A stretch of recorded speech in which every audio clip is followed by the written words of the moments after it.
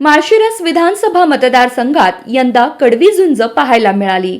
यात भाजपचे राम सातपुते यांनी राष्ट्रवादी शरद पवार गटाचे उत्तम जानकर यांना कडवी झुंज दिली।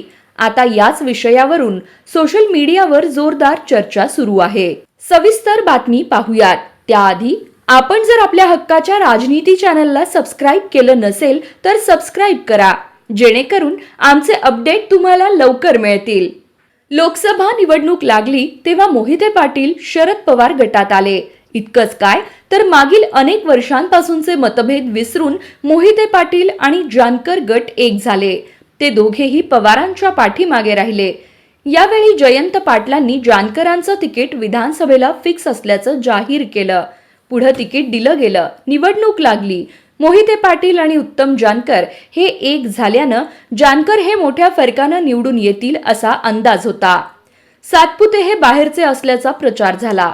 दुसरीकडे जानकरांच्या पाठीमागं मोहिते पाटील उभे होते, त्यामुळे बंपर लीड मिळेल अशी शक्यता होती। अनेकांनी सातपुते मोठ्या फरकानं पराभूत होतील असा अंदाजही व्यक्त केला होता। निकालाचा दिवस आला त्या दिवशी पहिल्या फेरीपासून उत्तम जानकर हे 16व्या फेरी अखेरपर्यंत पिछाडीवर होते, तर सातपुते हे 16व्या फेरी अखेर 8530 मतांनी आघाडीवर होते। पुढे 17वी फेरी पार पडली, यात सातपुतेंची आघाडी घटली।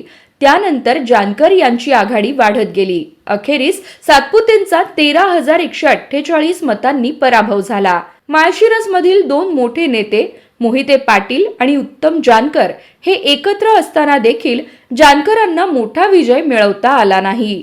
सातपुतेंच्या पाठीमागं कुणी मोठा नेता नसताना देखील त्यांनी कडवी टक्कर दिली। यावरून आता सोशल मीडियावर तेरे जीत से ज्यादा मेरे हार के चर्चे है अशा आशयाचे मेसेज व्हायरल होत आहेत। तुम्हाला याबाबत काय वाटतं आम्हाला कमेंटच्या माध्यमातून नक्की कळवा।